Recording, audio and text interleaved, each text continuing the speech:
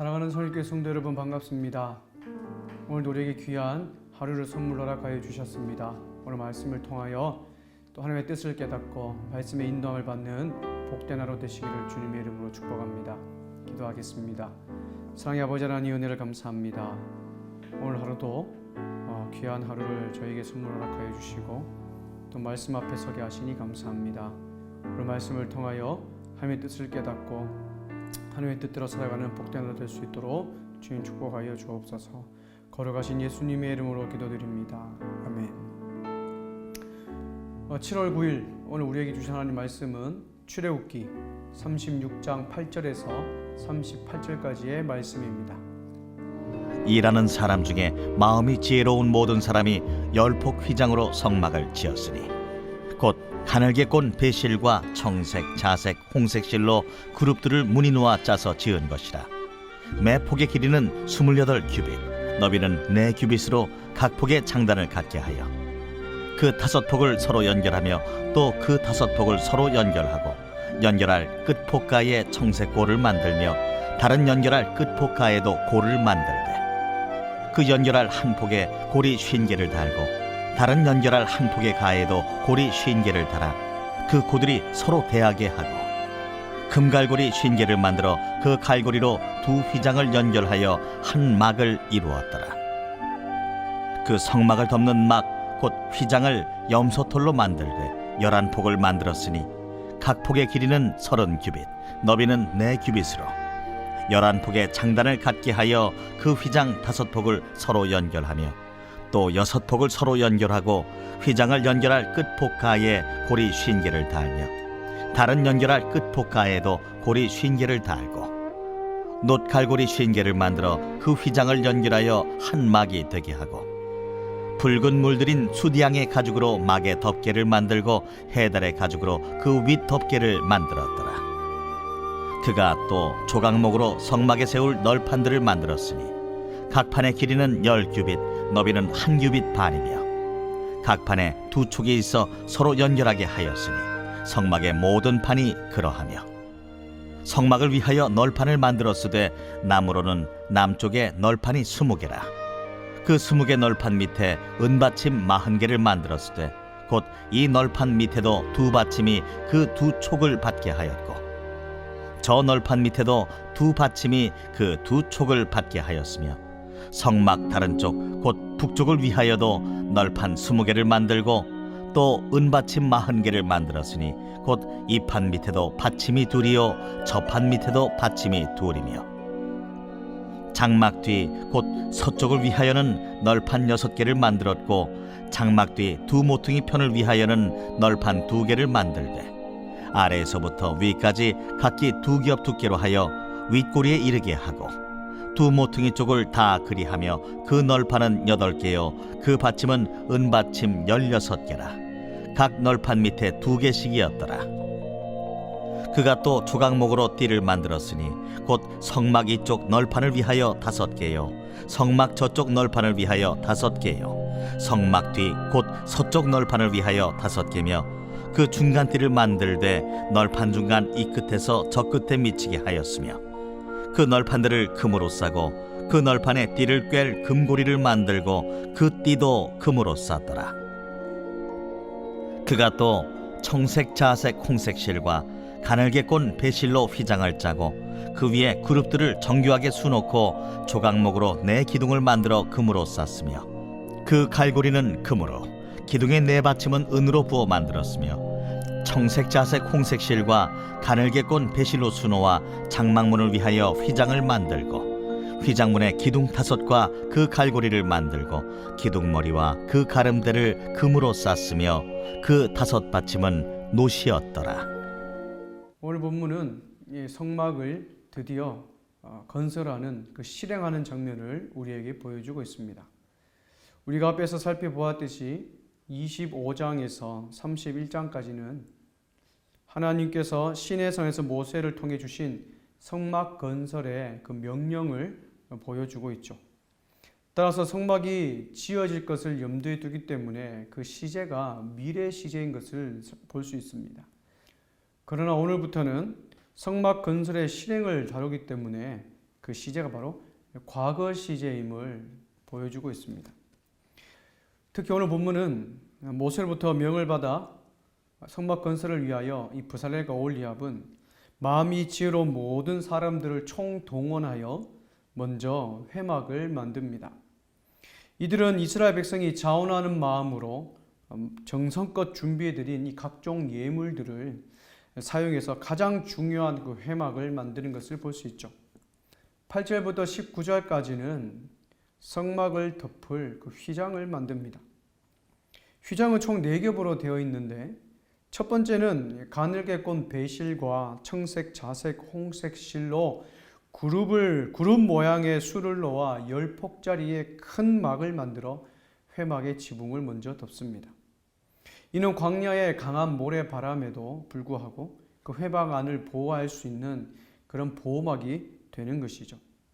또한 회막 천장에 수놓인 이 그룹들은 히브리어로 천사를 가리키는 케브루의 복수형으로 사용됩니다. 따라서 회막의 가장 안쪽 덮개는 천사의 형상이 새겨져 있는 것이죠. 이것은 회막이 하나님의 임재가 있는 거룩한 장소이며 또 하나님의 영광과 임재를 온몸으로 느끼는 그 거룩한 장소임을 우리에게 보여주고 있는 것이죠. 그리고 그 첫 번째 막 위에 두 번째 막을 덮습니다. 이 두 번째 막은 염소털을 사용해서 11폭짜리의 막을 만들어 그 위를 덮습니다. 염소털은 뛰어난 방습과 방풍의 효과를 지니고 있기 때문에 회막을 보호하는 데 아주 유용하게 사용했죠. 광야의 햇빛과 비와 그리고 모래바람으로부터 이 회막을 보호하기 위해서는 염소털로 만든 이 두 번째 막이 반드시 필요했던 것이죠. 그리고 두 번째 막 위에 붉게 물들인 순양의 가죽을 그 위에 덮고 그리고 가장 바깥쪽에는 해달의 가죽으로 덮는 것을 볼 수 있습니다. 따라서 성막의 휘장은 이 광야 같은 세상에서 고난의 강풍을 만난다 할지라도 하나님의 강력한 보호가 있음을 보여주는 것이죠. 또한 성막의 휘장은 이 땅의 성막으로 오신 예수 그리스도를 보여주고 있습니다. 성막을 덮는 휘장 중 바깥쪽에 해당되는 이 세 번째와 네 번째 막은 외부의 영향에 직접적으로 노출되어 가장 많은 위협이 있는 것이죠. 그것을 순양의 가죽과 해달의 가죽으로 덮는다는 것은 죄인을 위해 희생하신 예수 그리스도를 예표한다고 볼 수 있습니다. 따라서 이 땅의 교회와 성도는 예수 그리스도의 희생과 죽으심으로 세워졌다는 것을 우리 다시 한번 가슴에 기억해야 될 것입니다. 따라서 우리는 예수 그리스도의 피로 구원받은 백성임을 감사하며 그리스도의 피로 세워진 교회를 소중히 여기고 또 더욱 사랑해야 되는 것이죠.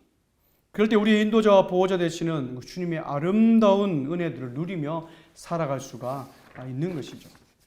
그리고 20절에서 34절에서는 회막의 둘레에 세우는 조각목을 널판으로 만들어 세우는 것을 볼 수 있죠.